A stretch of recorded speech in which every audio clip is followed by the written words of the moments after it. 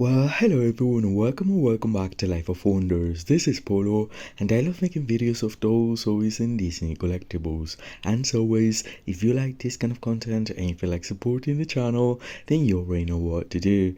So today we're going to be unboxing and reviewing in detail number 3 of the Barbie Deluxe series dolls, and I'm very excited about this one. And because of that, we're also going to be trying these haute couture dress that I actually had waiting for the perfect occasion, and this is produced by D'Agostini Collectibles, and I thought it was just like meant to be tried out by her, so we'll be doing that.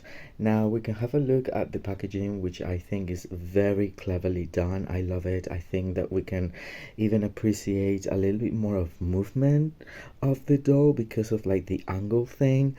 I don't know, I think it's a really pretty displaying box, if you ask me. And here we have her. Right over there we can see that it specifies this number 3. Then we have the promotional picture of the group and the sketch of our girl. So I will be taking everything out of their boxes, and I'll be back in no time. Alright, so here we have her out of the box, and I have good and bad things to say about her. But anyway, let's start with the good things. So this is another Millie doll that we're getting, is playline and everything. But the good thing about this one is that it's given a side glance, so she's looking to the side, and I think that actually adds a lot of character to the doll instead of just looking forward. So that is something that I appreciate, and that is something that we already saw for the first Barbie signature style doll. That was so much more expensive, so that's pretty cool.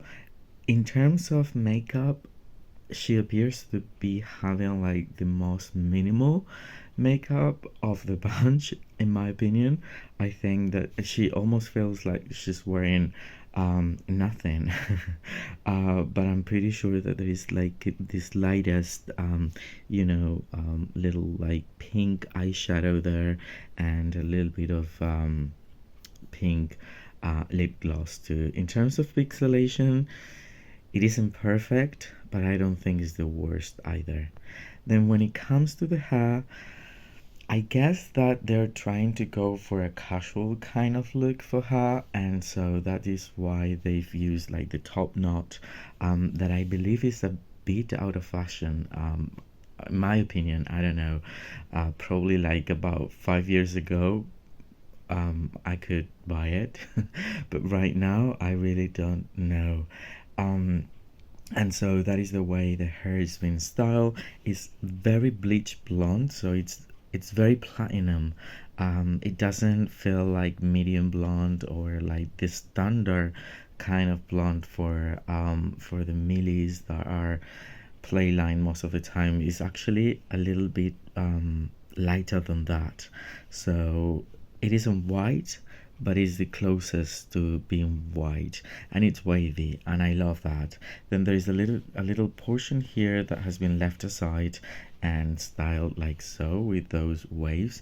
The only thing now, and this is a bad thing I will have to say, is that there is just so little hair for her. I don't know if this is just my doll. I'm guessing that the top knob actually gets a bit portion of the hair, but seriously, it does feel like she doesn't have a lot, especially compared to the previous two dolls that I've already unboxed. I mean, it's very realistic, that's okay, but yeah, I mean, incredibly realistic to the point that, yeah, I don't think you can play a lot with it, even though it's around and it's cool, and I love the way it looks. So that's the important thing. Um, and if I were to look, um, her skull. Okay, so because of the glasses, she's got a little bit of like a plastic thing. I feel like there's not a lot of routine. Seriously, I don't know. It could be that again with the scalp, as it is a very light color, But anyway, the thing is, it's okay. It doesn't feel like bold or anything, but just like a very realistic amount of her. I particularly like how it looks displayed to one of the sides. And then moving on, let's go explore the jewelry. Now they've reused this mold, which is like dangling silver pendants, which I think are a little bit tacky in my opinion. Again, especially after seeing the previous ones that we saw for number two, which were incredibly elegant. These ones are just like out of fashion and too big, in my opinion. And I don't know, statement rings, yay, but for this outfit, not sure. I would have preferred something a little bit more subtle. Although I like the reuse of the Barbie, necklace mold that was also used for the first Barbie extra with the Millie sculpt. So that is something that is been there, and I think is like it's some sort of like a commemoration to that previous Barbie extra series. And then to end up with the accessories, she's got these well, not really, there's like also the glasses, this pearly bracelet, and then these glasses that we also have seen in the past for another Barbie extra. I think it was like the Barbie extra fancy with the Millie face. So that's it. Now, in terms of the rest of the outfit, I love it. I think it's pretty cool. So I love the baby doll style. Super short, by the way, because it's super short. I mean, just like it's just like covering like the minimum of the thigh here, but just combined with a casual crop t-shirt underneath in white. And then the material is actually texture with the polka dots being raised, I believe, or they, I don't know, let me see.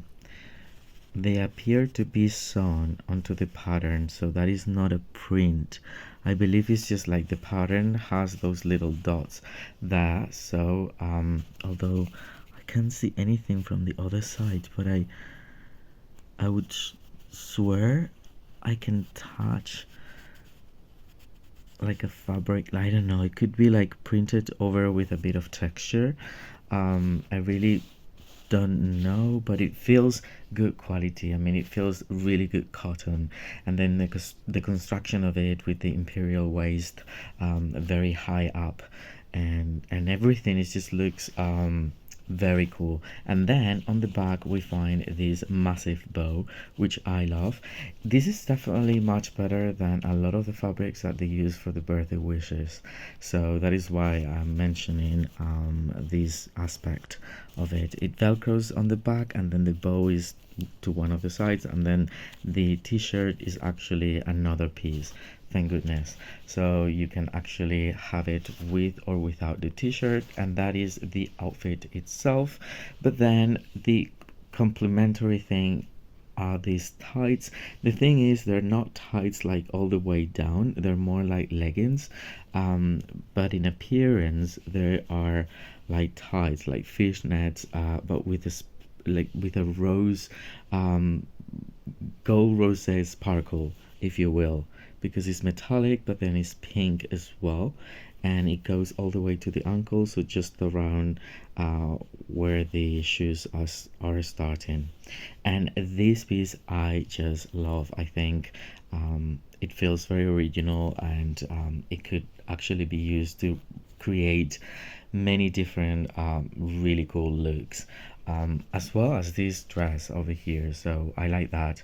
Then we have this bag that I think is a reuse mold from back in the era of Life in the Dream House, and probably the shoes too. I'm not so sure about the shoes, but I've seen this before. I believe I've seen it in purple. But anyway, so here we have it. It's not functional, even though at first it might appear that it would open. It's a little hard, it's cute, it's coquette. I guess that what she's wearing. It's kind of like the coquette aesthetic in a way, mixed up with like urban style, like a bit like Sex in the City kind of look in 2024. I don't know. And then these are the shoes that we are getting for her, and they feel very glammed up. So probably coming from that very same, Life in the Dream House era and early fashionistas, because that was, the yeah, that was the style back then from 2010 or so. Although they look pretty cool, and I think it goes really well with what she's wearing.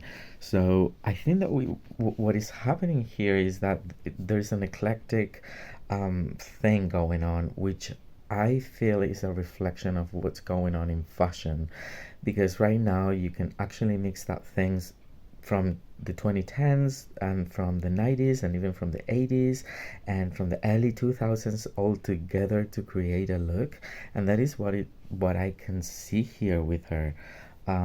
So yeah, but anyway, she's a pretty doll. She's dressed as a doll. And I love these separate pieces of her. I just wish that the hair was a little bit more abundant, and I wish that the hairstyle was different. But other than that, I'm very happy with her. And now we're going to be trying the haute couture fashion, which is this one over here.